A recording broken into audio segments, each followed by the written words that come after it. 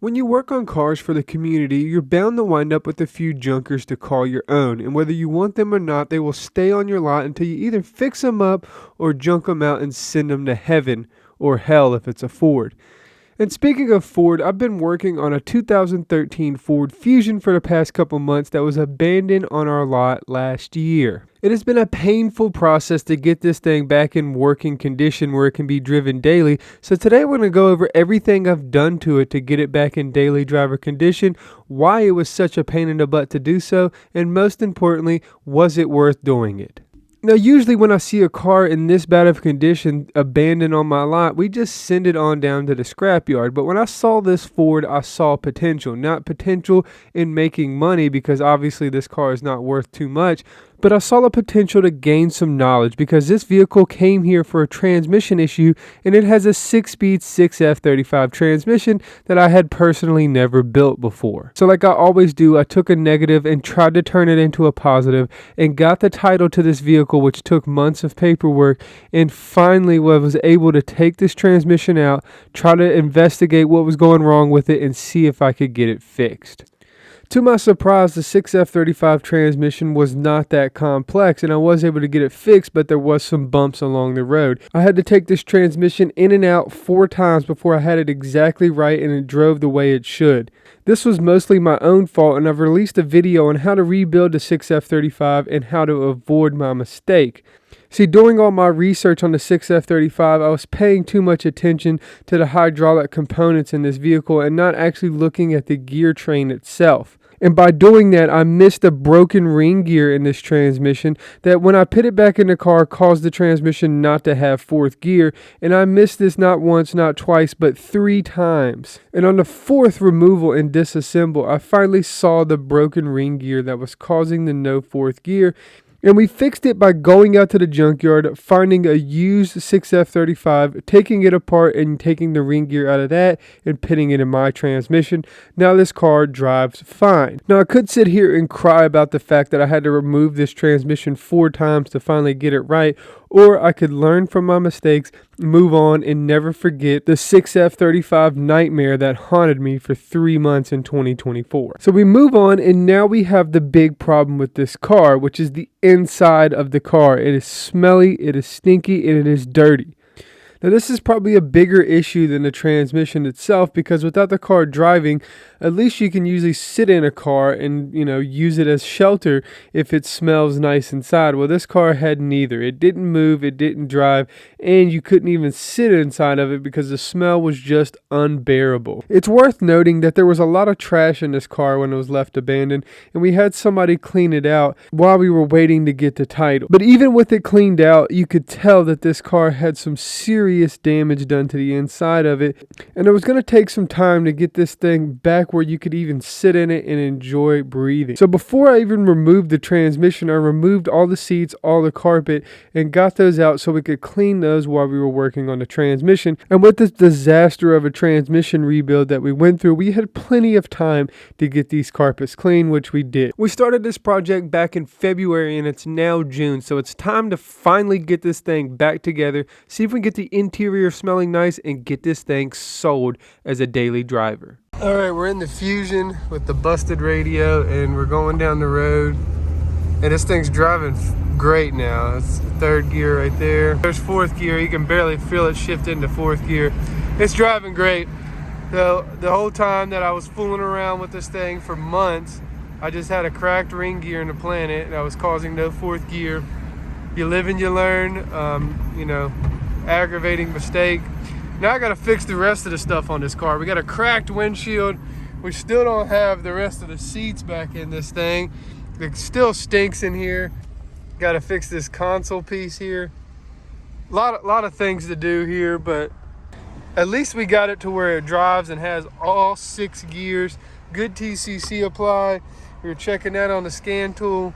So, and I don't even have a check engine light on, which is great. Now, I'm not expecting it to stay like that. I'm expecting it to have a check engine light, once I drive it around a little more. But we're gonna get the smell out of it. We're gonna get it where it looks nice in here.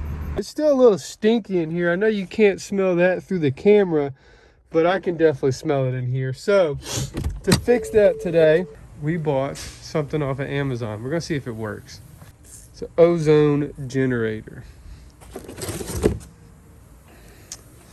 So apparently what you're supposed to do with this thing is stick it in the car, let it sit in there for 30 minutes. You open all the doors, let it air out, and the smell is supposedly supposed to be gone. Kind of hard to see in the video whether the smell's gone or not, but you know, I'll just show you how I'm getting the smell and everything clean out of this thing. I think cleaning some of this out might help as well, so we might do that.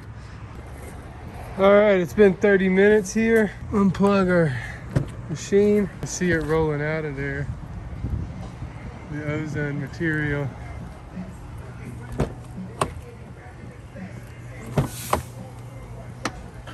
The ozone machine did a pretty good job of getting the smell out of the vehicle, but if you do not remove the cause of the smell will just come back. So we've been cleaning these carpets for a couple months on and off, letting them wash and dry, seeing if we can get every stain and everything out of them. And there's one big stain that we're not going to be able to get out by washing it, and that is a bleach stain.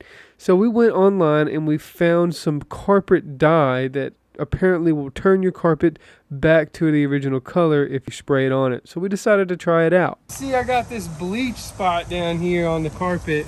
That does not look good. So what we're gonna try here, we're gonna try this, I don't even know how you say that, Dupli color? I guess that's how you pronounce that company's name. Vinyl fabric specialty coating. So it's supposed to dye the fabric back black. So let's see how it works here.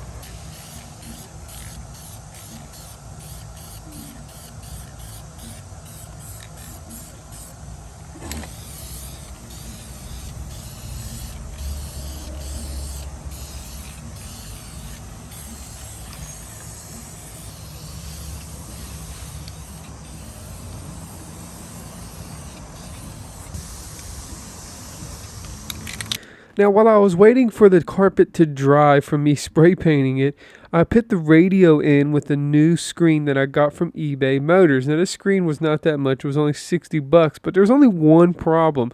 It does not even work. It will not come up. It won't light up or anything. And I spent about 30 to 40 minutes trying to figure out what was wrong with it before I declared that the module sitting behind the screen is probably bad. And that's probably why somebody punched the screen to begin with, because they were tired of it not working. Either way, it looks better now. I also took some time and replaced the gear shifter, and I got this off of eBay Motors as well. And you could buy these for like $20 off of eBay. Not too bad. It's not that hard to put on. It just takes 2 Phillips head screws in the front and a couple plastic clips. It comes right off of there. Then you can snap it right back in place and put your screws back in. Now, before I put the carpet back in the car with the seats, I wanted to get this headliner out. So I removed this headliner and I took it to an upholstery shop where they replaced the whole headliner for me for about $200. And then we put it back in the car before we had a chance to put the seats in. Now, all of these are cosmetic issues, but to me, they're very important for a resale of the vehicle, because nobody's going to buy a car that they have to do all this cosmetic work to. They may do small things here and there. You know, if there's a few dents or dings, they're not worried about that. But if you have a lot of damage to the inside of a car, it can make the experience of driving it less enjoyable, which will make it harder for me to get rid of this vehicle when I finally want to cash out. Now, not only do I have to worry about the cosmetic issues, but I also have to worry about the rest of the mechanical and state inspection issues. We have a broken windshield, and I can't replace that myself, so I hired a guy to come down to my shop mobily and replace the windshield for me, and that cost me about $275.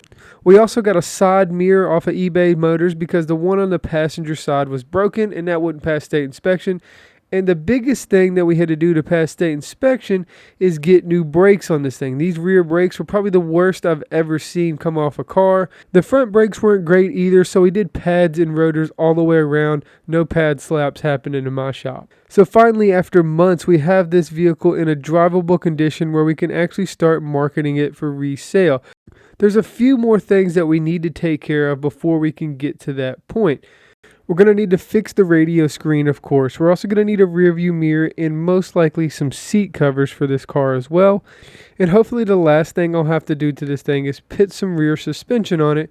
It may not be absolutely necessary, but it does seem a little spongy in the rear when you're going over bumps, and I think it would be a good idea if we're going to be selling this car to get some good suspension in the rear. And of course we're going to want to wash the outside and make it look as nice as possible on the outside, where the rear has some type of material, rust or dirt stuck to the back of it. So, we got to take a drill and some special spray to try to scrub this stuff off and get it to where it's pretty clean. I mean, other than that, I'm almost tired of working on this car. I've been doing it since it was cold outside and it's now warm. And I want to move on to other projects that I have in a lot. So here we are. I mean, what else can I say? It's not like my other projects. I didn't spend money on it and have to, get it fixed and sold so I can get my money back.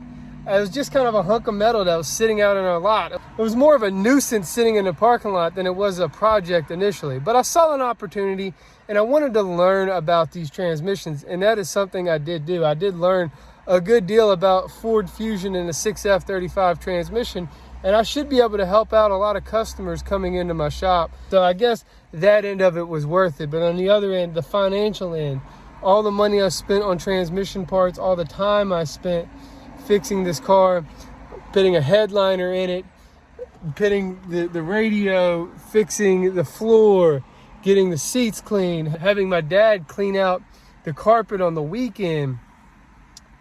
It's a lot of time, it's a lot of effort, and for Ford Fusion, it really doesn't seem worth it.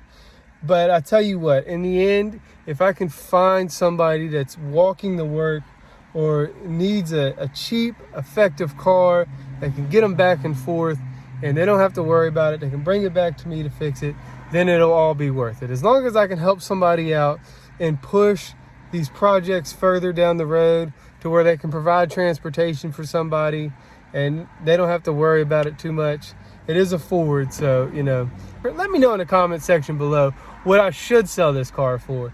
And what do you think it's worth, just by what I've done in the video and, whatever. If you have any questions about your projects or cars that you're working on your own, feel free to email me at justcallmeeddie1@gmail.com. You can also follow me on Instagram and Facebook, where I try to post weekly content about the day-to-day things that I do. You might catch some memes in there too. Stay tuned on my stories on Instagram, because I might be giving away a free t-shirt. You never know. Other than that, thanks for watching, and whatever you do, however you do it, make sure you work hard, make sure you play hard, and most importantly, make sure you stay dirty. You can just call me Eddie.